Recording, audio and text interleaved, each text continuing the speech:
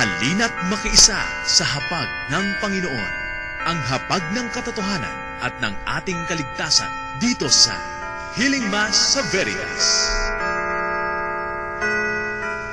Magandang tanghali po sa inyo lahat mga kapanalig. Ipinagdarasal ng Radyo Veritas ang lahat na intensyon para sa araw na ito. Mga pasasalamat, kaarawan, personal na panalangin, mga kagalingan at kapayapaan ng lahat ng kaluluwa. At sa mga intensyon po na lahat nakasapit ng Veritas Kapanalig Community, ang misa po natin ngayon ay hatid sa atin ni Mon and Ranela Alba and family. Ngayon po ay Huwebes ng ika-13 linggo sa karaniwang panahon. Ang ating pagdiriwang ay pangunahan po na Reverend Father Arlo Yap SVD at ang ating mga lektor na sina Sister Emily, Sister Ranela at Sister Franz. Magsitayin na po ang lahat. Purihin ang Panginoon, umawit ng kagalakan, at tuugtugin ang gitara, at ang kaaya-ayang lira. Hipan ninyo ang trumpeta, sa ating pagkabagabag, sa Diyos tayo'y tumawag.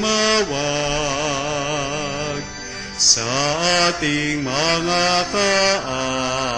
kaaway, tayo'y Kanyang iniligtas.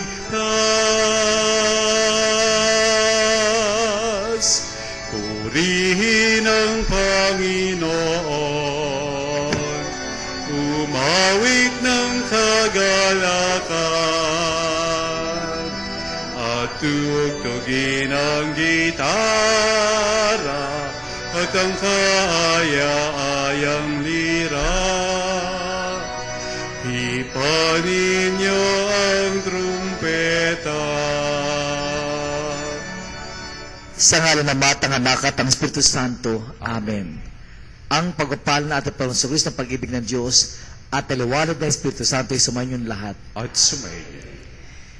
Ang ating unang pagbasa ay kwento po o salaysayan po patungkol po sa pagsubok kay Abraham na sinabi sa kanya ng ating Panginoong Yahweh na ialay niya ang kanyang anak na si Isaac at bilang handog sa Panginoon.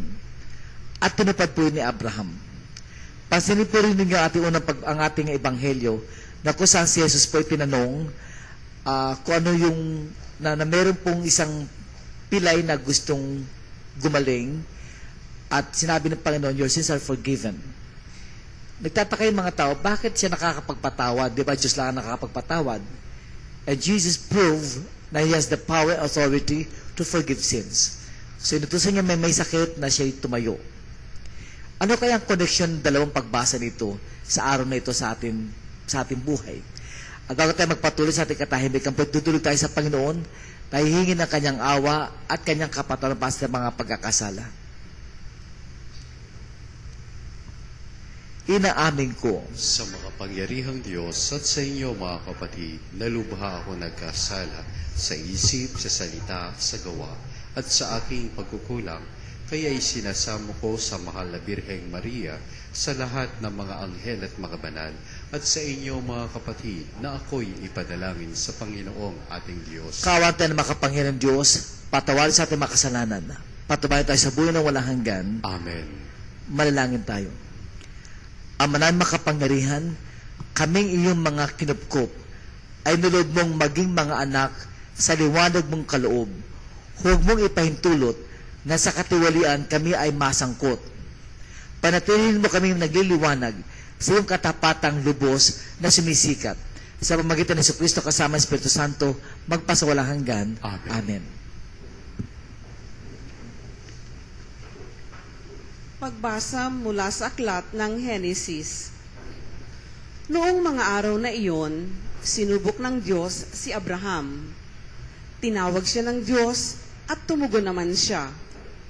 Sinabi sa kanya, isama mo ang pinakamamahal mong anak na si Isaac at magpunta kayo sa lupain ng Moriah. Umakyat kayo sa bundok na ituturo ko sa iyo at ihandog mo siya sa akin. Kinabukasan, maagang bumangon si Abraham at sumakay sa asno kasama si Isaac at ang 2 aliping lalaki. May dala silang kahoy na panggatong. Matapos ang 3 araw na paglalakbay, natanaw nila ang dakong kanilang patutunguhan. Kaya't sinabi ni Abraham sa kanyang mga alipin, "Bantayan na ninyo rito ang asno at kami na lamang ni Isaac ang magtutuloy. Sasamba lamang kami sa dako roon at babalikan namin kayo." Ipinapasan ni Abraham kay Isaac ang kahoy na panggatong, dala naman niya ang apoy at patalim at magkasama silang lumakad. Tinawag ni Isaac ang pansin ng ama. "Ama, ano iyon, anak?" Tugong patanong ni Abraham. "Mayroon na tayong apoy at panggatong, ngunit nasaan ang korderong ihahandog?" Tanong ni Isaac. Sumagot si Abraham, "Anak, ang Diyos ang magbibigay niyon sa atin." Kaya't nagpatuloy sila sa paglakad. Pagsapit nila sa dakong itinuro ng Diyos, gumawa ng dambana si Abraham. Inayos niya sa ibabaw nito ang panggatong at inihiga si Isaac matapos gapusin. Nang sasaksakin na niya ang bata, tinawag siya ng anghel ng Panginoon at mula sa langit ay sinabi, "Abraham, Abraham, huwag mong patayin ang bata. Huwag mo siyang saktan. Naipakita mo ng handa kang sumunod sa Diyos sapagkat hindi mo ipinagkait sa Kanya ang kaisa-isa at pinakamamahal mong anak." Paglingon niya ay may nakita siyang isang lalaking tupa na ang mga sungay ay napasabit sa mga sanga ng kahoy. Ito ang kinuha ni Abraham at inihandog kapalit ng kanyang anak. Ang lugar na iyo'y tinawag ni Abraham na ang Panginoon ang nagkaloob. At magpahanggang ngayon, sinasabi ng mga tao, sa bundok ng Panginoon ay may nakalaan. Mula sa langit, nagsalitang muli kay Abraham ang anghel ng Panginoon. Wika nito, "Akong Panginoon ang nangangako sa iyo. Iyamang hindi mo ipinagkait sa akin ang kaisa-isa mong anak, pagpapalain kita. Ang lahi mo'y magiging sindami ng bituin sa langit at ng buhangin sa dagat. Lulupigin nila ang mga lungsod ng kanilang mga kaaway. Sa pamamagitan ng iyong lahi, pagpapalain ang lahat ng bansa sa daigdig, sapagkat ikaw ay tumalima sa akin." Binalikan ni Abraham ang kanyang mga alipin at sama-sama silang umuwi sa Beersheba. Ang salita ng Diyos. Salamat sa Diyos. Kapiling ko habang buhay ang Panginoong may kapal. Kapiling ko habang buhay ang Panginoong may kapal. Ang bayang Israel sa bansang Ehipto'y doon inilabas, nang ang lahing ito sa bansang dayuhan ay pawang lumikas. Magmula noon, ang lupaing Juday naging dakong banal at siyang Israel ginawa ng Diyos na sariling bayan. Kapiling ko habang buhay ang Panginoong may kapal. Ang dagat ng tambo nang ito'y makita ay tumakas na rin. Magkabilang panig ng ilog ng Hordan noon ay humimpil. Maging mga bundok katulad ng tupa ay pawang nanginig. Pati mga burol nanginig na parang tupang maliliit. Kapiling ko habang buhay ang Panginoong may kapal. Ano ang nangyari at ikaw o dagat ay walang daluyan? Ikaw naman Hordan, bakit ang tubig mo'y hindi dumaloy? Kayong mga bundok, nanginig kayong tupa ang kapara. at ang mga burol na takot na parang maliliit na tupa. Kapiling ko habang buhay ang Panginoong may kapal. Ikaw, o daigdig, ngayon ay manginig sa harap ng Diyos. Dapat kang matakot sapagkat darating ang Diyos ni Jacob. Siyang sa dalisdis ay nagpapabukal ng saganang tubig at magmula roon ang tubig na ito ay magiging batis. Kapiling ko habang buhay ang Panginoong may kapal. Magsilay na po natin. Hallelujah! Hallelujah! Kami ay gawin kong daan ng iyong pag-ibig, kapayapaan at katarungan. Hallelujah! Sumainyo ang Panginoon. At sumayin, Ang mabuting balita ng Panginoon ayon kay San Mateo. papuri sa iyo, Panginoon. Noong panahon iyon, sumakay si Jesus sa bangka, tumuwid sa kabilang ibayo, at tumuwid sa sariling bayan. Pagdating niya roon, dinala sa kanya ng ilang katao ang isang paralitiko na nakarate sa kanyang higaan. Na makita ni Jesus kung gaano kalaki ang kanyang pananalig, sinabi niya sa paralitiko, "Anak, lakasan mo ang iyong loob. Pinatatawad ka sa iyong mga kasalanan." Isinuloob ng ilang eskribang naroon. Nilalapastangan ng taong ito ang Diyos. Ngunit batid ni Jesus ang kanyang iniisip, kaya sinabi niya, "Bakit ka nag-iisip ng ganyan? Alin ba ang mas madali? Ang sabihing ipinatatawad na ang mga kasalanan mo, o ang sabihing tumindig ka at lumakad? Patutunayan ko sa inyo na dito sa lupa, ang anak ng tao ay may kapangyarihan magpatawad ng mga kasalanan." Sinabi niya sa paralitiko, "Tumindig ka, dalhin mo ang iyong higaan at umuwi ka." Tumindig nga ang lalaki at umuwi. Na makita ito ng mga tao, sila natakot at nagpuri sa Diyos na nagbigay ng ganitong kapangyarihan sa mga tao. Mga kapatid, ito ang mabuting balita ng ating Panginoon. Pinupuri ka namin, Panginoong Hesus Kristo.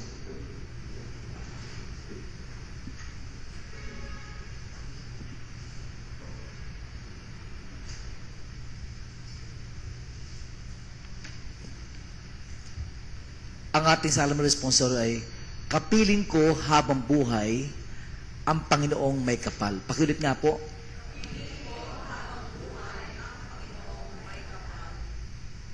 Isa pa. "Kapiling ko habang buhay ang Panginoong may kapal." Kasi simula pa lang ng mga klase ng mga bata, may pagsubok agad. May exam agad. Kamukha po na ating pagbasa sa una, yung story ni Abraham. Tanda po nyo si Abraham po at si Sarah po ay nagkaroon ng anak. Anong pangalan ng kanyang anak? Malakas. Anong pangalan ng anak ni Abraham at saka ni Sarah? Isaac. Tanong, bakit Isaac ang pangalan? Ha? Bakit Isaac ang pangalan? Sirit. Sirit. Isa lang kasi anak eh. Ha? Laughter. Uy, magaling to, magaling ah. Kuya, ano ibig sabihin ng Isaac? Laughter po. Sa salitang Hebro, ito po ay Isaac. Isaac. Katuwaan kasi ni Abraham yan eh. Oo. Parang, pagka nainis ka, laughter eh. Pero bakit Isaac ang pinangalan? Kasi isa lang anak eh. Kung dalawa ak. Kung tatlo ak. Tama eh, di ba? Isaac eh. Oh, tama naman, di ba? Isaac. Kung dalawa anak, dalawa ak. Tatlo ak. Paano yung pang-apat? Apat ak. baka natapakan na. Okay. At first, it seems like parang, tama yung sinabi ko yan, nakakatuwa eh. Nakakatuwa na yung Panginoon na binigay yung kahilingan ni Abraham. Kakatuwa. At siguro kung ako'y kaibigan ng kapitbahay ni Abraham at saka ni Sarah, I'll be happy for them. And then, as if like everyone was happy for Abraham at saka kay Sarah. And when it comes to today's first reading, isipin po ninyo, kaysa isang anak, pagka minsan inalado ko sa isip ko yun, kinuwento ko na yun dati, pinapa-imagine ko lang ulit, no? Ulitin ko lang yung imagination. Siyempre, kahit matanda na si Abraham, ugod-ugod na, pag-ehele-hele nyo, minabon, minabon. Siyempre, ano na eh, may edad na eh. Tapos, pagkahalimbawa, siguro mga si Isaac eh, may mga 4 years old na, 5 years old. Daddy, kabayo-kabayuhan tayo. O sige, anak, pumunta ka sa likod ko at kakabahay tayo, tigedeg. Talagang pitsatsagan, Daddy, magano man tayo. Yung letter M. Yung letter M. O sige, anak, kakain tayo. Kaya, Daddy, bari-bari lang tayo. Bang. Kahit anong laro, siguro kasama. Wala pa nung Candy Crush wala pa. Wala yung sa mga computer, laptop, wala pa. Anyway, so, nakalakihan ni Isaac na magkabarkada sila ng daddy niya. So, nung medyo binatilan na tong bata, si Isaac, ayon sa ating istorya, sinabi ni Yahweh, dali mo yung anak mo sa taas na yon, kasi ako tuturo sa'yo. I can just imagine, sabi ng Panginoon sa kanya at iaalay mo siya sa akin. Ano? Binigyan mo ko na anak, tapos iaalay ko sa'yo? Isipin nyo binigyan mo ko na anak, tapos iaalay ko sa'yo? Kaya nga kung isipin po ninyo yung imagine po ninyo yung dialogue, para mayroong particular pain, hapdi sa dibdib ni Abraham Parang mahapdi sa kanya At ang pagkakasabi rito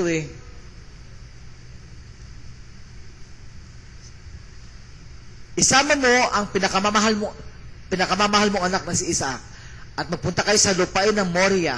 Umakyat kayo sa bundok, natuturo ko sa iyo at ihandog mo siya sa akin. Masakit kaya yun. Pero sa mga taong nag-iisip, tandaan ninyo, lahat naman ay galing sa kanya Pati yung anak mo ay galing sa kanya. Kaya kung binigay sa'yo, hindi binigay sa'yo na ikaw lang ang may-ari. Hindi, ang may-ari ng Diyos. Pinagkatiwala lang sa'yo. Kasi Abraham, tumalima naman Madaling araw pa, sabi ni Abraham kay Isaac, Anak, gising. Oh, Daddy, bakit? Ang aga-aga pa. Bakit? Daddy, bakit mo ginising, Daddy? Mamumuntok tayo. Mamamaril tayo ng usa. Marami tayong gagawin sa taas ng bundok. Daddy, okay na. Magdala ka na rin ng panggatong. Magdala ka na rin ng panali. Pato, Daddy, exciting to, Daddy Magdala ka na rin ng tabak. Uy, mas magaling yan, Daddy O di nung maya-maya na medyo nakahanda na sila, o tayo na anak, lalakad na tayo. Sinabi ba pa mga katulong para may magkarga ng mga gamit nila? Di habang sila pataas turong-turo to si Isaac. Daddy ang gaganda, Daddy, ng mga hype doon, tsaka mga ibon. At saka ang dami mga prutas. Kakatuwa, Daddy, no? Mamitas tayo. Sige, pitas ka lang dyan, anak. Si Abraham di kumikibo kasi umiyak na siya. Nagdaramdam na Tapos, Daddy, may usap, barilin natin. Sige, anak, barilin mo, anak. Pinababayaan na. Hanggang sa makarating sila sa taas, si Isaac, hyper na hyper. Talagang, Daddy, ang ganda pa sila sa taas, Dami natin nakikita. Parang overlooking Metro Manila. Kita mo, Daddy, ang dami usok-usok, kapal-kapal usok sa Metro Manila. At saka, Daddy, kita mo, Daddy, oh. Ang dumi ng Quezon City, Daddy, ang dumi. Oo. Hindi na nakakatuwa. Parang dito, kita-kita mo mga basura ng Quezon City, tapos, hindi na maganda. Si Abraham, di kumikibo. Tapos sabi ni Abraham, o sige, anak, maglalaro tayo. Talaga? Maglalaro tayo? Anong lalaroin natin, Daddy? Maganda, anak. Ihiga ka sa batuhan na yan. Okay to, Daddy. Exciting to, Higa si Isaac, nagkakahiga sa malaking batuhan. Tapos, anak, halimbawa, tatalian kita. Asan na yung panaling dinala mo? Ayun, Daddy, nasa may bayong. O sige, kunyari, tatalian kita. Tinatalian ni Abraham. At habang tinatalian ni Abraham, umiyak si Abraham. Sabi naman ni Isaac, Daddy, bakit ka umiiyak? Anak, natutuwa lang ako sa gagawin natin. Natutuwa. Okay ka pala matuwa, Daddy. Paiyak-iyak ka pa, Tapos anak, sisimulan natin yung ating laro. Sige, Daddy, ready na ako. Maya-maya nilabas ni Abraham yung kanyang itak. Itataas ng ganyan. Nakita ngayon ni Isaac yung itak. Kaya nga magkakamag-anak yun, Isaac, itak.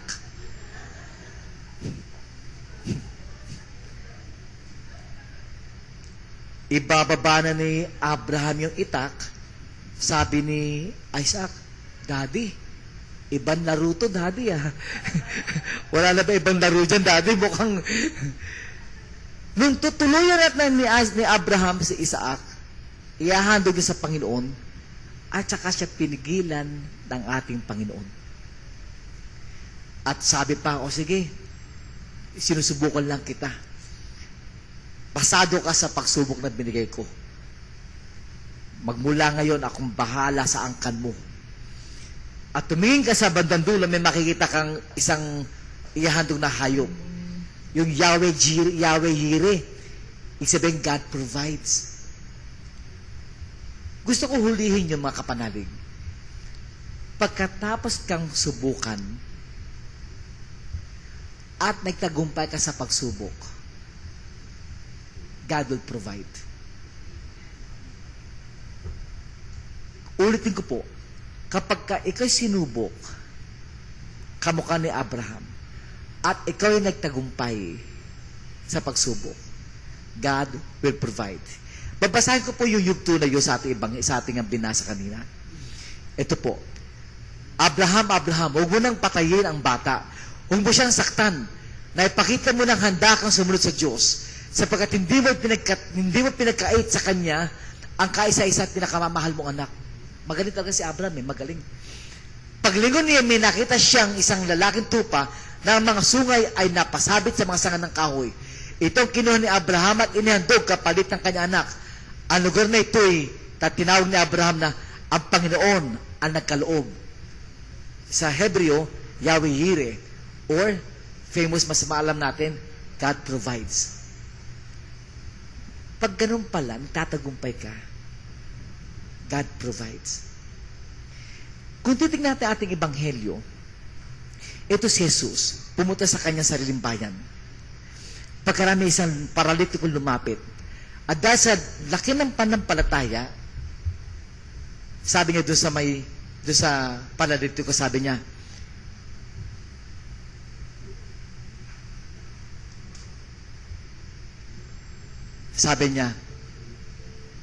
Huwebes, na makita na isang kung gaano kalaki ang kanilang pananalig, sinabi niya sa paralitiko, anak, lakasan mo yung loob, pinatatawad ka sa iyong mga kasalanan. Nagtaka nga yung mga eskriba. Diyos lang nakapagpatawad. Isang loob ng ilang eskribang naroon, nilalapastangan ng taong ito ang Diyos. Ngunit batid ni Jesus ang kanilang nasa loob. Bakit kayo nag-iisip ng ganyan? Alin ba ang nang mas madali? Ang sabihing ipinatatawad na ang mga kasalanan mo o sabihing tumindig ka at lumakad? Tingnan po ninyo. Bakit yan ang ating gospel? May tinanong si Jesus, ano ba mas madali? Ang sabihing ito yung kasalanan mo, pinatatawad na o tumindig at lumakad? Isipin mo maigi. may tanong si Jesus. Para ba siya mayroong pagsusulit? May pagsubok na inilatag sa kanya makaharapan. Ano ba mas madali? Ang sabihin sa taong itong ang kasalanan mo, your sins are forgiven, or rise up and walk. Ano mas madali? Isipin mo, yung tanong ni Jesus is actually pagsubok. Pagsubok tungkol sa pananalig mo that Jesus can forgive sins. So pareho may pagsubok. Ang Diyos, sinubukan si Abraham. Si Jesus, sinubukan ng kanya ang mga tao na sa harapan niya. Ano ba mas madali? Your sins are forgiven or rise up and walk? Ano sagot ninyo? Ano mas madali sabihin? Bakit your sins are forgiven? Bakit your sins are forgiven? Bakit mas madali? Diyos siya nakakapagpatawad. Diyos din siya, pwede siya mapalakarin niya may sakit.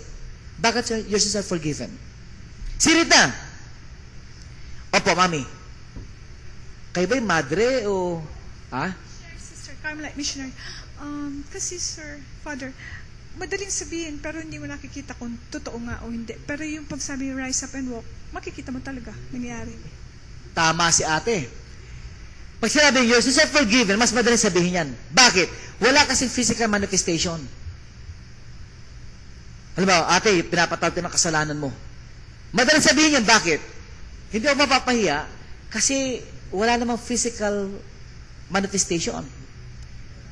Pero pagka sinabi mong rise up and walk, halimbawa, there are times, pagka merong isang lumapit sa akin, halimbawa, lulumpo-lumpo, tapos, in Jesus' name, tumindig po kayo, ate. Kung hindi tumindig na po kayo, tingdig na, baka mapahiya ako. Mas mahirap kaya yun. One time, sa kaibigan ko, may nakaupo. Pray over niya. Sa ngalan ni Jesus, pinagagaling kita at tumayo ka. Yung matanda, nakapikit, pilit tumayo. Ito namang preacher, tuntuwa siya na yung matanda, tumatayo sa harapan niya. Tapos sabi nung preacher, lumapit po kayo sa akin. Yung matanda, nakapikit pa rin, dahan-dahan lumalapit sa kanya. Tuwan-tuwa yung mga tao, tuwan-tuwa yung preacher kasi yung matanda lumalapit, lumalakad na. Sabi ng preacher, Nanay, anong pakiramdam ninyo? Binigay yung microphone. Hindi pa rin po ako makakita. Ay, bulag pa pala. Bulag pala yung kanyang pinagagaling. Akala niya lumpo. Hindi pa rin po ako makakita. Napahiya yung preacher. Akala niya, kakatuwa, lumalakad na yung matanda. O, lapit kay nanay, lapit po. Uy, lumapit yung matanda, pinakapikit pa rin. Tapos sabi ng preacher, nanay, anong pakiramdam nyo? Hindi pa rin po ako makakita, kaya pa nakapikit.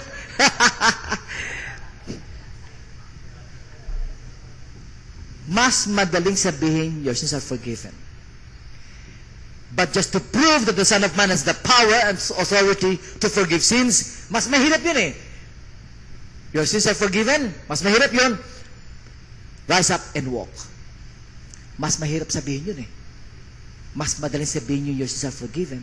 Therefore, if Jesus took, mas mahirap sabihin, rise up and walk, that means, napatawad nga ang kasalanan. Anong punto? Sinusubok ni Jesus yung pananalig ng mga kaharap niya. Likewise, sinusubok ni Yahweh yung pananalig ni Abraham.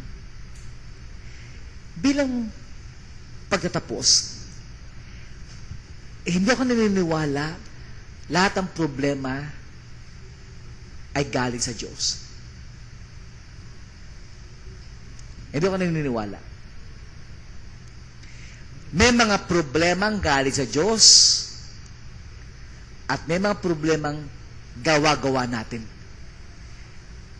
just like this gospel, tsaka first reading, God allows such trials to happen. Inaalaw niya. There are problems na galing sa Kanya. Example, hindi kayo magkaanak. Halimbawa, galing sa Diyos yan. Halimbawa, may karamdaman ka. Galing sa Diyos yan. Pero yung nag-asawa ka na maaga at nahihirapan ka, kagagawa mo yan. Totoo. Halimbawa, yung anak mo, pinapag-aral mo, tapos sabi mo, anak, magtapos ka. Pag nakatapos ka, magtrabaho ka. Eh, hindi pa tapos yan, nag-asawa agad. Problema niya yun, hindi galing sa Diyos yan. Inalaw lang ng Diyos. The same thing, yung pagsubok, inaalaw ng Diyos sa atin. Whether galing sa Kanya o gawa-gawa natin, inalaw ng Diyos. Hinayaan niya mangyari. For what purpose? Because it is good for the soul. Again, it is good for the soul. Na kailangan ng pagsubok kasi mas makakaganda yon sa ating kaluluwa. Hindi para pahirapan tayo, hindi. Kasi mas maganda yon para yung ating panampalataya ay lumago at lumakas. Pero kung sakasakali may pagsubok tayo, it's good for the soul. Don't ever forget na kahit pa may mga pagsubok, ang Panginoon ay kasama habang buhay. Ulitin po natin, kapiling ko habang buhay ang Panginoong may kapal. Kapiling ko habang buhay ang Panginoong may kapal. Sa gitna ng mga pagsubok, tandaan mo, kapiling natin ang Panginoon habang buhay. Na kahit na pa ano mangyari, ang sinasabi ng ating mga pagbasa, kumapit ka lang sa Kanya. At hindi kanya pababayaan sapagkat kapiling natin lagi ang Panginoon habang buhay.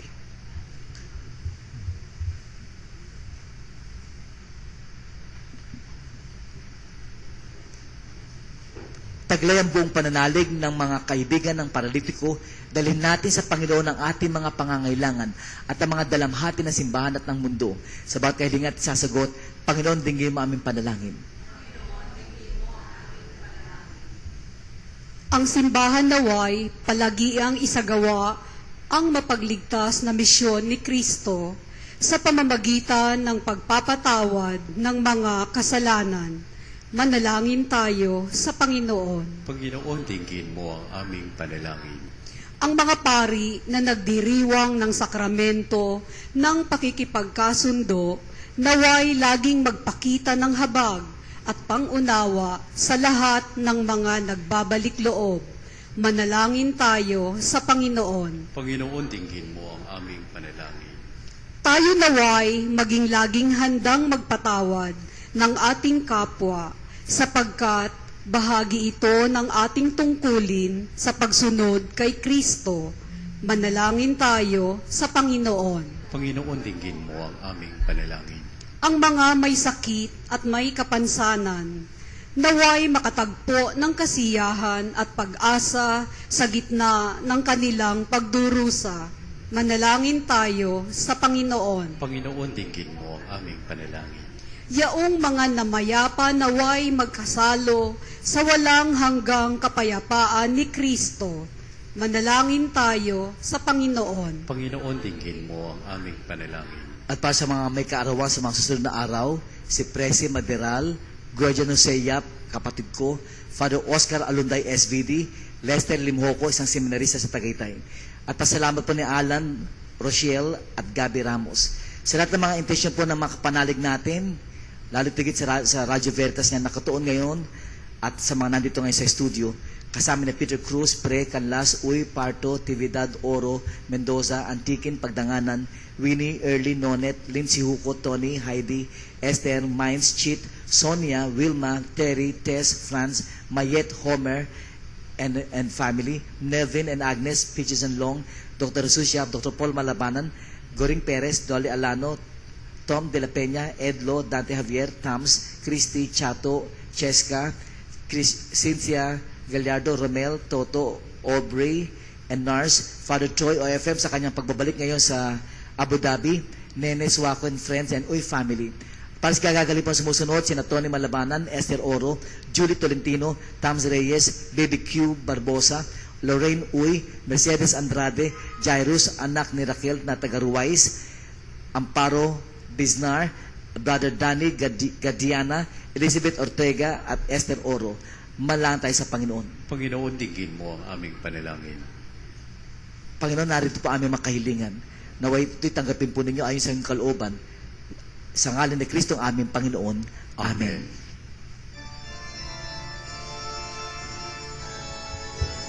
Kunin mo, O Diyos, at tanggapin mo ang aking kalayaan, ang aking kalooban, ang isip at gunit ako.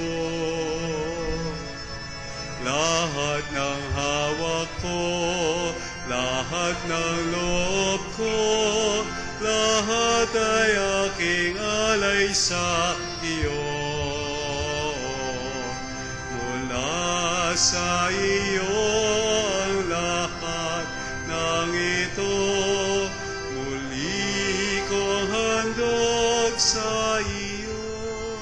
Malagay mga kapatid, itong pag-ahay natin kalugdan ng Diyos ang makapangyarihan. Tanggapin nawa ng Panginoon itong paghahain sa iyong mga kamay, sa kapurihan niya at karangalan sa ating kapakinabangan at sa buong sambayanan niya. Ama namin lumikha, kami iyong pinagindapat gumanap sa pagdiriwang ng paghahain na iyong pagliligtas. Ipagkaloob mo ang aming paglilingkod sa iyo ay gawing kalugod-lugod ng mga ialay na ito sa pamagitan ng Jesucristo kasama Espiritu Santo magpasawalang hanggan. Sumayin niyo ang Panginoon. Itaas sa Diyos ang iyong puso at diwa. Pasalamatan natin ang Panginoong ating Diyos. Marapat na siya ay pasalamatan. Ama na makapangyarihan tunay nga marapat ang aming pasalamatan. Pinagbibigyan mong ito'y aming maihayag, kahit ito'y walang anumang maidaragdag, sa kadakilaang sa iyo ay likas.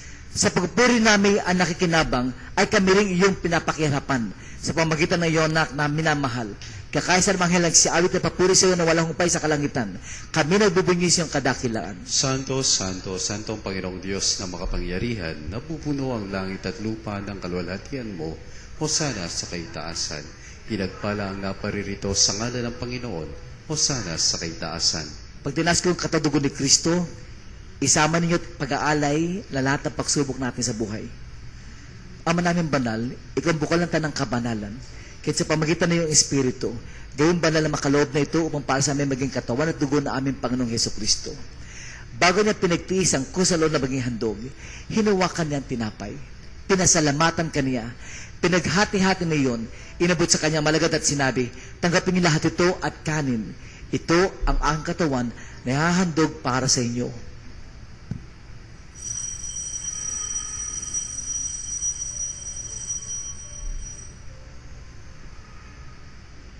Kaya hindi na matapos ang hapunan, hinawakan niya ang kalis. Muli kanyang pinasalamatan. Iniabot ang kalis sa kanyang malagad at sinabi, tanggapin niyo tanggapin ninyong lahat ito at inumin. Ito ang kalis ng aking dugo ng bago't walang hanggang tipan. Ang aking dugo na bubuhos para sa inyo at para sa lahat sa kapagpatawad ng mga kasalanan. Gawin niyo ito bilang pag-aalala sa akin.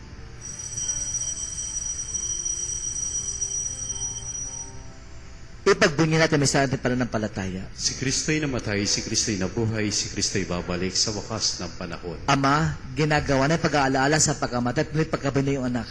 Kaya tinaalin namin si tinapin nagbibigay buhay at ang kasing kakalob ng kaligtasan. Kami nagpapasalamat at kami minarapat na tumayo sa harap mo para maglingkod sa iyo. Isinasama namin kami magsasalo-salo sa katadugo ni Kristo ay mabukod sa pagkakaya sa pamagitan ng Espiritu Santo. Amaling nga po naman simbahan na ganang subong daigdig. Puspus kami sa pag-ibig, kaya sa ni Francis na aming Santo Papa, honesto na aming obispo ng tanang kaparian. Alahanin mo rin mga kapatid namin na himlay na may pag-asiling muling mabubuhay. Gawin din lahat ng mga pumanaw. Kawa mo sila at patuloy sa iyong kaliwanagan. Kawa mo paghindapat kami lahat na makasalo sa buhay ng walang wakas. Kaya sa namahal na Birheng Maria na ina ng Diyos. Kaya sa mga apostol ng lahat ng mga banal na namuhay sa lidig ng kalugod-lugod sa iyo. May pagdiwang nawa namin ang pagpupulis kararangal mo sa pamamagitan ng iyong naming Panginoong Heso Kristo. Sa pamamagitan ni Kristo, kasama niya at sa Kanya, ang lahat ng parangal at papuri sa iyo, Diyos sa makapangyarihan, kasama ang Espiritu Santo, magpasawalang hanggan. Amen. ating dadasalin ang panalangin tinuro ng ating Panginoon. Ama namin, sumasalangit ka, sambahin ang ngalan mo, mapasa amin ang kaharian mo, sundin ang loob mo, dito sa lupa parang sa langit. Bigyan mo kami ngayon ng aming kakanin sa araw-araw, at patawarin mo kami sa aming mga sala, para ng pagpapatawad namin sa nagkakasala sa amin, at huwag mo kaming ipahintulot sa tukso, at iadya mo kami sa lahat na masama. Hinili namin kami dyan sa lahat ng masama, pagkalooban ng kapayapaan araw-araw, iligtas sa kasalanan at ilayo sa lahat ng kapahamakan, samantalang aming pinananabikan ng dakilang araw ng pagpahan ng Kristo ang aming tagapagligtas. Sapagat sa iyo ang kaharian at ang kapangyarihan at ang kapurihan magpakailanman. O Panginoon sa Kristo, sinabi sa mga apostol, kapayapaan ang iniiwan ko sa inyo, ang kapayapaan ay binibigay ko sa inyo. Tunghayan mo ang aming pananampalataya at huwag ang aming mga pagkakasala. Pagkalooban mo kami ng kapayapaan at pagkakaya sa ayon sa iyong kalooban, kasama ang Espiritu Santo, magpasawalang hanggan. Amen. Ang kapayapaan ng Panginoon laging sumainyo. At sumainyo rin. Ibigyan natin ang kapayapaan ng Diyos sa bawat isa. Peace be with you. Peace be with you. Kapayapaan po sa lahat. Kordero ng Kordero ng Diyos Diyos, na nag-aalis ng mga kasalanan at sanlibutan, maawa ka sa amin. Kordero ng Diyos na nag-aalis ng mga kasalanan at sanlibutan, maawa ka sa amin. Kordero ng Diyos na nag-aalis ng mga kasalanan at sanlibutan, ipagkaloob mo sa amin ang kapayapaan. Mga kapatid, ito si Jesus. Sa kanyang mga pagsubok, tinatanggap natin lahat. At siya ang kordero ng Diyos na nag-aalis ng kasalanan sa sanlibutan. Magpada mo tayo tinatawag sa piging ng kordero. Panginoon, hindi ako karapat-dapat na magpatuloy sa iyo, ngunit sa isang salita mo lamang ay gagaling na ako.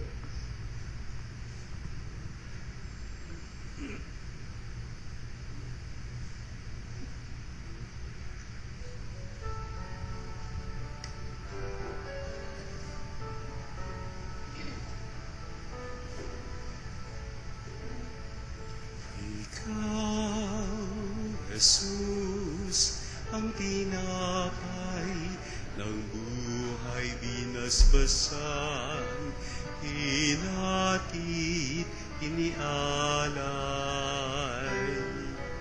Buhay na ganap ang sa aming kaloob at pagsasalong walang hanggan. Mga kapanalig, ating dasalin ang komunyong espiritual. O Jesus, nananalig ako sa pananahan mo sa kabanal-banalang sakramento.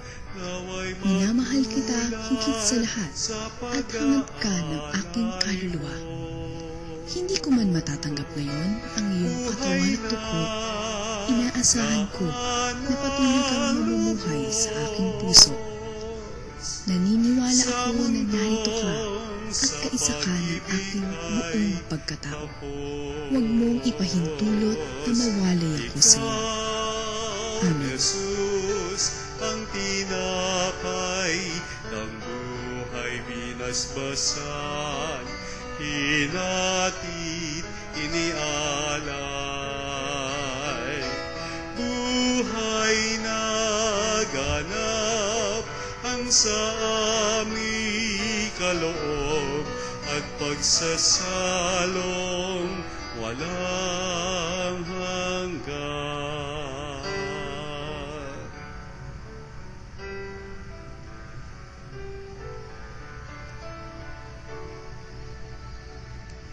Magsitayo po para sa panalangin sa Birhen ng Katotohanan. O Birhen ng Katotohanan, Ina ni Jesus, ang nagkatawang taong salita, salamat sa iyong anak. Tinatanggap ko siya bilang aking katotohanan at kaligtasan. Sa pakikinig sa salita ng Diyos, tulungan mo akong maging malaya. Sa oras ng hirap at pagsubok, linawin mo sa akin na nasa krus ang tagumpay. Sa aking paglalakbay, akayin mo ako sa buhay ng paglilingkod at sa buhay na ganap at kasiyasiya. Kupkupin mo ako at ang aking mga kapanalig na nakikinig, natututo at nagmamahalan. O Maria, Birhen ng Katotohanan, ipanalangin mo kami. O Jesus, ikaw ang daan, ikaw ang katotohanan, at ikaw ang buhay. Iligtas mo kami. Amen. Manalangin tayo.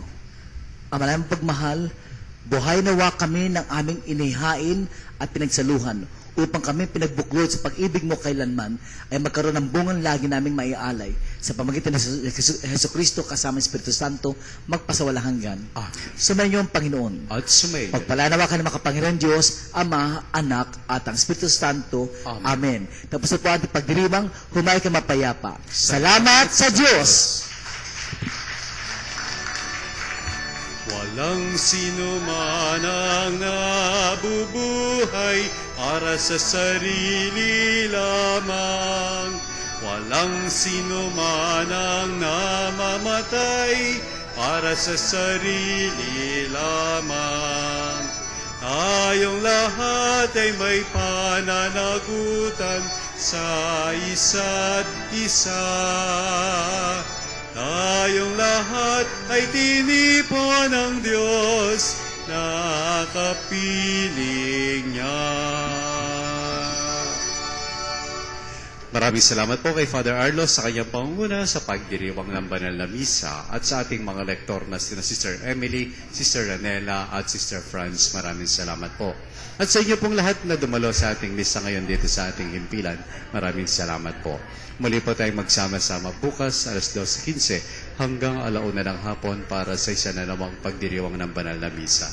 At manatili po kayo makinig dito sa Radio Veritas 846, ang Radio Totoo. Susunod na po ang Caritas sa Veritas, kasama po si Kadone. Ako naman ang iyong kapanalig, Homer Viray, kasama po si Gary, si Jaynard at si Ate Susan na bumabati ng magandang hapon. Sumayin niyo